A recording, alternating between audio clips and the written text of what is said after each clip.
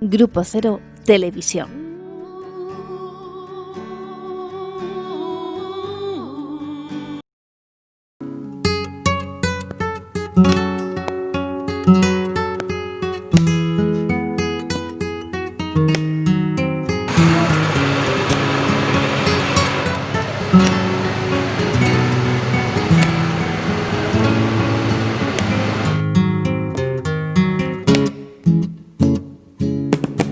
Cuando mi padre dijo, quédate en casa, yo le dije, soy joven y tengo gracia. Cuando mi padre dijo, quédate en casa, yo le dije, soy joven y tengo gracia. Amo la fiesta, padre, y vida tengo apenas cuando no bailo. Y bienvenidos a Leyendo Amenaza, un programa de Grupo Cero Televisión. Sí, este es el tercer día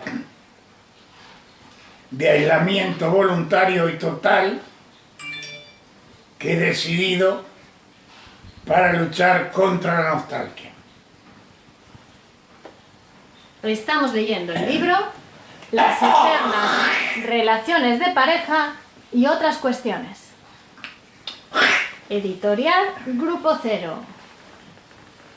Publicado este mismo año, 2020. Vamos a leer Psicoanálisis y salud de la mente. Les recuerdo que todos los vídeos anteriores, las lecturas anteriores de este libro, pueden encontrarlas aquí, en el muro de Facebook de Miguel Óscar Menasa y también en el canal de YouTube de Grupo Cero Televisión. Conferencia de Miguel Óscar Menasa en Tenerife el 22 de octubre de 1999. Psicoanálisis y salud de la mente. 21 años hace, ¿no? Uy, qué viejo que esto. Miguel Óscar Menasa. Estoy encantado de estar aquí y que haya tanto interés en escuchar hablar del psicoanálisis tal como está propuesto, porque hasta a mí me impactó el título, Psicoanálisis y salud de la mente. Se me ocurrió pensar si habría alguna otra salud que no fuera la salud de la mente. Si podría haber alguna salud que fuera la salud y que no coincidiera con la salud de la mente. El año que viene se cumplen 100 años de la publicación de la interpretación de los sueños. Es decir, que bien podemos decir que son 100 años de práctica, de ver pacientes, de ver instituciones, de generarse instituciones de psicoanálisis, de que el psicoanálisis trabajase en los hospitales, fuera de los hospitales, con las enfermeras, con los educadores. Parece un montón, pero en realidad, si nosotros consideramos que el psicoanálisis es una ciencia o una disciplina científica, 100 años no es nada. Para que vean que 100 años es nada, por ejemplo, desde las magnitudes geométricas, donde es necesario generar la proporción para poder seguir procesando, sobre todo en la agrimensura, ¿no es cierto? La proporción, ¿se acuerdan? Es muy sencillo. A sobre B igual o no a C sobre D. ¿Mi móvil está por ahí? ¿Qué? Mi móvil está para compartir.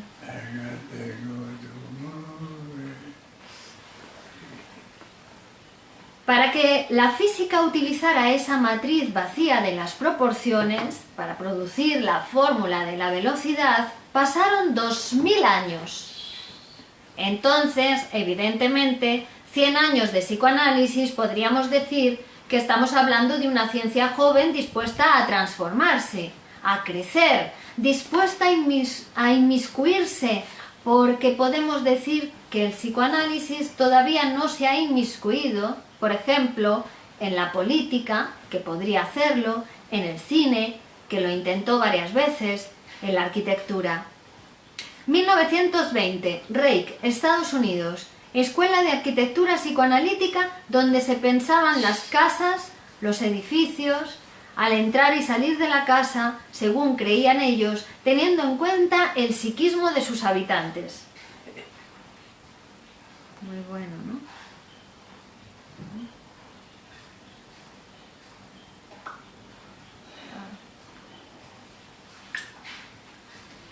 Todavía el psicoanálisis no está en los hospitales, o no en todos los hospitales. Hay muy pocos hospitales en los que hay psicoanálisis. En la mayoría de los hospitales no hay psicoanálisis. Por ejemplo, no hay en las guardias médicas alguien que detecte la enfermedad no orgánica. Lo que hay cuando uno va al hospital 12 de octubre, que es un hospital muy grande, uno entra por la puerta, lo recibe un médico que lo cataloga de enfermo o no, orgánico, en el sentido de que es el que lo manda a los especialistas o lo echa del hospital porque no lo considera enfermo. Esto es una práctica habitual de todos los hospitales del mundo. Esta selección que hace el médico de guardia, que generalmente es un R3, un R4, un residente con varios años de práctica hospitalaria, equivale a un 40% de los pacientes que llegan al hospital.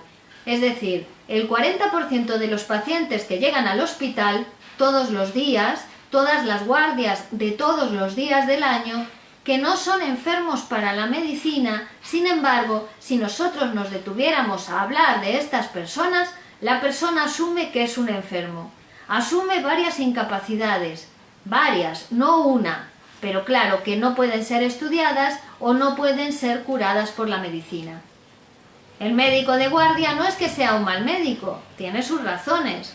La medicina no ha tocado todavía esos registros, por decirlo de alguna manera, del alma humana.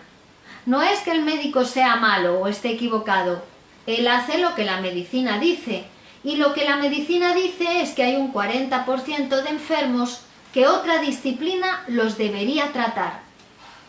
Yo creo que ese 40% de enfermos, diagnosticados como no enfermos para la medicina, son precisamente enfermos que además sufren mucho y después hay otras enfermedades sí detectadas por la medicina, como por ejemplo, no quiero abrumarlos con esto, solo que estoy haciendo un paréntesis para mostrar otra cosa.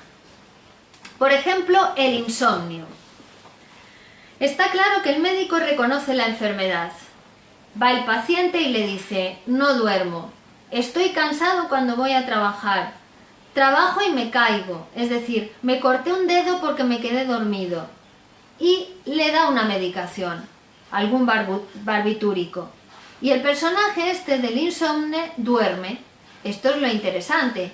Duerme pero no deja de padecer el insomnio. Es decir, en realidad tenemos una persona que padece de insomnio más el agregado de una drogodependencia a los barbitúricos o la sustancia que le dan para dormir. Entonces, hemos generado una enfermedad médica. En medicina esto se llama iatrogenia, enfermar al paciente. El médico es el que enferma al paciente, a veces, muy pocas veces, como en el caso del insomnio. En el caso de las drogodependencias, hacer una desintoxicación del drogodependiente es corriente. El tipo está intoxicado.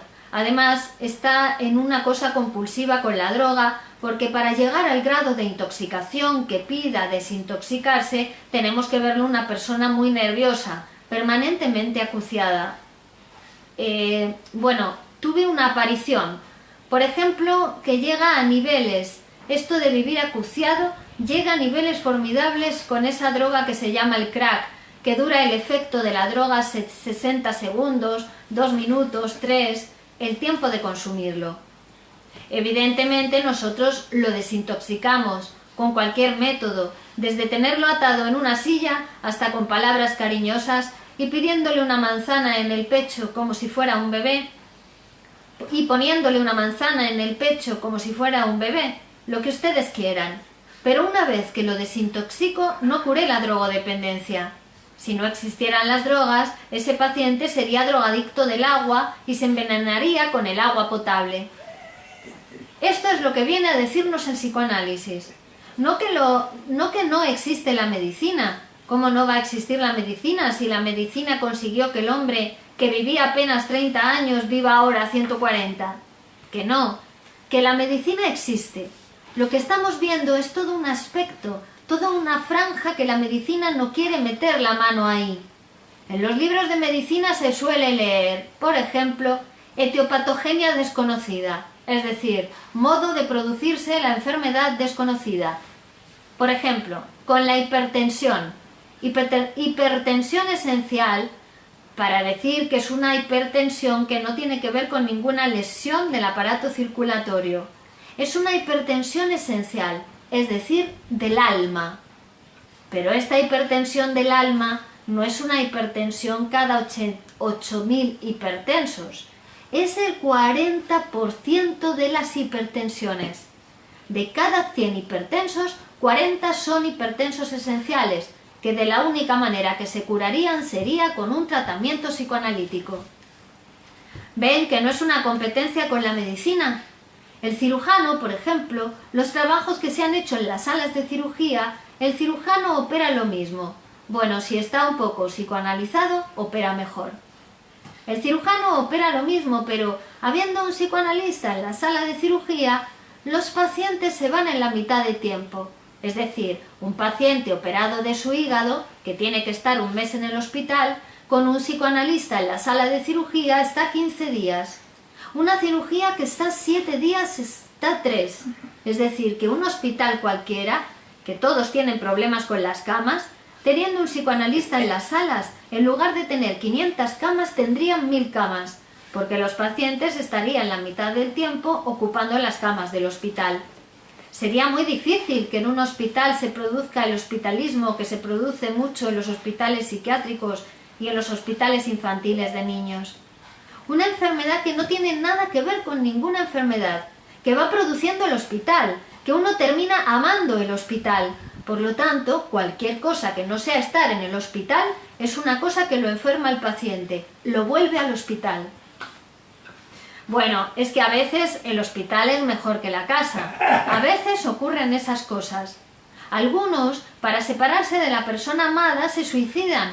Es decir, que hay relaciones intolerables, que hay relaciones que no se toleran. A ver si pude algo con el primer punto que me había propuesto. No es el sol el psicoanálisis, es una linterna, para que ustedes entiendan, porque es una disciplina científica. Y toda disciplina científica es un poco dictatorial, pero solo sobre un campo minúsculo, el campo que determina teóricamente.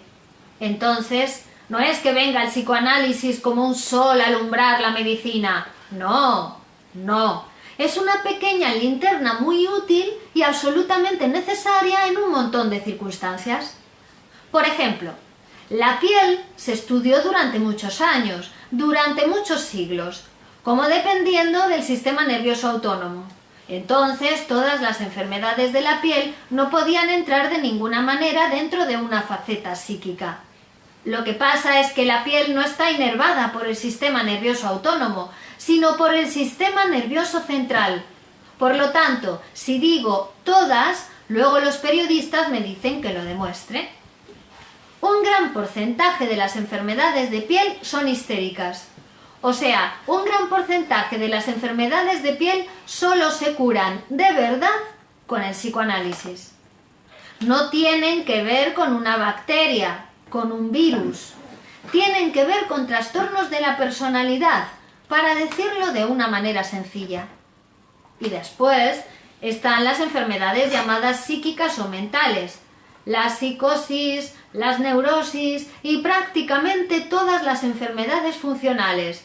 Vómitos matinales, mareos nocturnos, dolores de estómago periódicos, somnolencia en cualquier hora del día, despertares bruscos a las 4 de la mañana e imposibilidad de seguir durmiendo.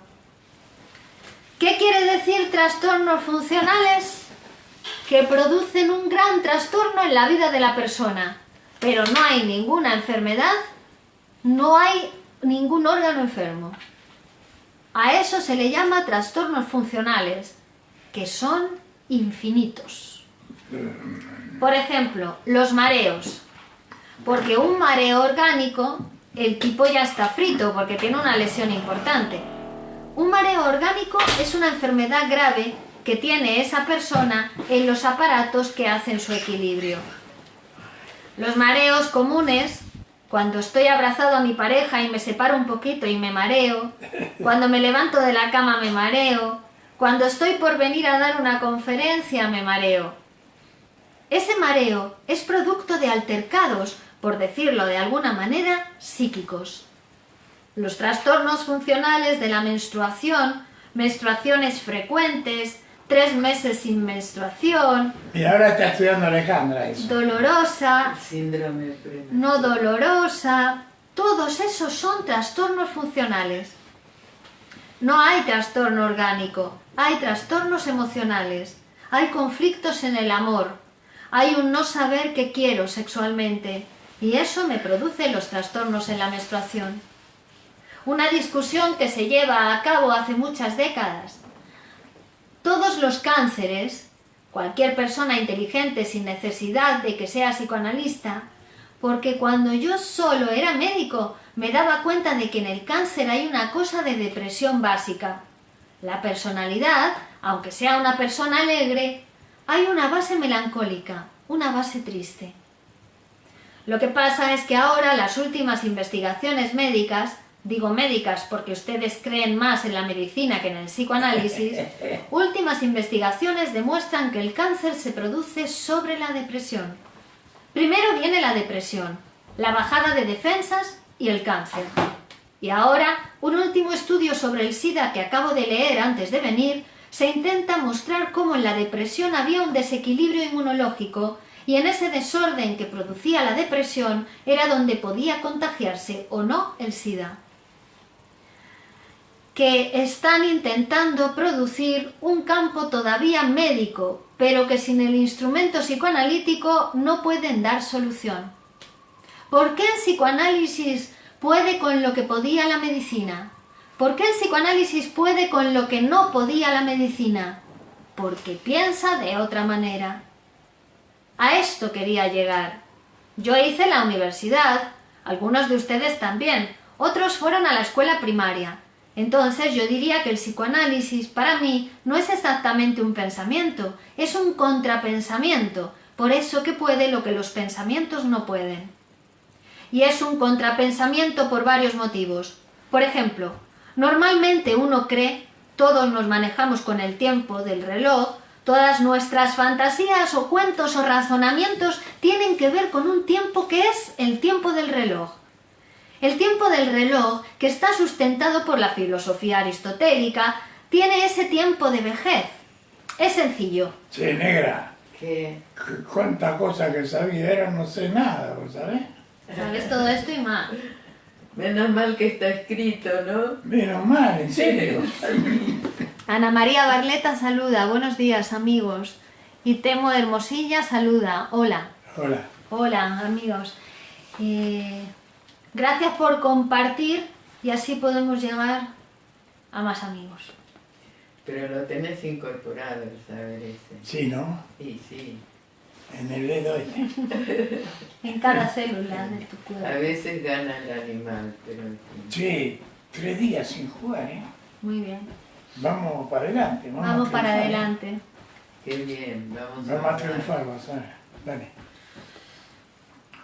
Y es un contrapensamiento por varios motivos. Por ejemplo, normalmente uno cree, todos nos manejamos con el tiempo del reloj. Todas nuestras fantasías o cuentos o razonamientos tienen que ver con un tiempo que es el tiempo del reloj.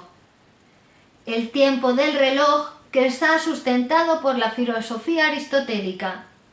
Tiene ese tiempo de vejez. Es sencillo. Viene desde el pasado, pasa por un presente, que es donde nosotros estamos, y se dirige hacia un porvenir. Por lo tanto, esa noción de tiempo a la psicología le llevó a pensar que las cosas ocurrían en el pasado, producían el presente y te mandaban enfermo al porvenir. Es decir, el tiempo del reloj, el tiempo cronológico permite pensar que la historia sea una cosa lineal. Y no es una cosa lineal, porque, por ejemplo, hay muchos autores que nacieron después de otros y en su escritura son anteriores. Entonces, no hay tiempo cronológico, hay tiempo histórico. En general, En la escuela nos enseñaron que según como vivimos, vamos a morir. Hasta yo puedo recordar alguna frase de mi madre. No hagas eso que vas a morir así. Si ustedes hacen memoria... El psicoanálisis, cuando digo que es un contrapensamiento, vengo a decir que dice que esto no es así, que yo vivo según como he de morir, que estoy determinado desde el futuro, no desde el pasado. Genera un contratiempo, propone una sutileza para el ser humano, porque propone que, simultáneamente, todo ser humano vive dos mundos, el mundo consciente y el mundo inconsciente. Y esto es simultáneamente, porque en el mismo decir, en este decir que estoy diciendo, está lo que estoy diciendo y está lo que no estoy diciendo, está lo inconsciente. Y esto me pasa simultáneamente. Por eso termino amando a quien me odia, odiando a quien me regala, siendo un inútil cuando prefieren que sea efectivo, fracasando cuando triunfo y sintiendo culpa cuando gozo. Muy bien, qué bien dicho. A ver, ¿cómo es? Buenísimo. A ver, Y genera un contratiempo el psicoanálisis. Propone una sutileza para el ser humano porque propone que simultáneamente todo ser humano vive dos mundos, el mundo consciente y el mundo inconsciente. Y esto es simultáneamente, porque en el mismo decir, en este decir que estoy diciendo, está lo que estoy diciendo y está lo que no estoy diciendo, está lo inconsciente. Y esto me pasa simultáneamente. Por eso termino amando a quien me odia, odiando a quien me regala, siendo un inútil cuando prefieren que sea efectivo, fracasando cuando triunfo y sintiendo culpa cuando gozo. El psicoanálisis es un contratiempo, es un contrapensamiento y, además, pone en juego la vida de todos nosotros, porque nos dice que nuestra sexualidad no es lo que creíamos, sino que es otra cosa muy distinta. Y amplía la sexualidad. La de todos nosotros, porque nos dice que nuestra sexualidad... Carlos López de Arce dice: gracias maestro por su sabiduría. Y dice: deberían recetar psicoanálisis. Al final resulta más barato y eficaz. ¿La medicina tiene resistencias al psicoanálisis? ¿Cómo es la relación entre medicina y psicoanálisis? Gracias, Virginia, por tu lectura. Hace que llegue y resuene muy bien. Hola, tía. Buen día. ¡Qué alegría, qué alegría! ¿Cómo te sientes? ¿Cómo te sientes? Vale. ¿Cómo te sientes? ¿Mejoras? Bueno. Bueno, me alegro mucho. Mira, ahí está José Luis. Tus sobrinos que te queremos tanto. ¿Sigo? Sí, ya lo sabes. Esa sexualidad Bueno, que hasta aquí no te canses, se creía que es la sexualidad, ¿vale? esa es la sexualidad animal, la sexualidad de la especie, dice el psicoanálisis. Vale. Esa, la sexualidad animal, es la sexualidad de la especie. Vamos a dejar.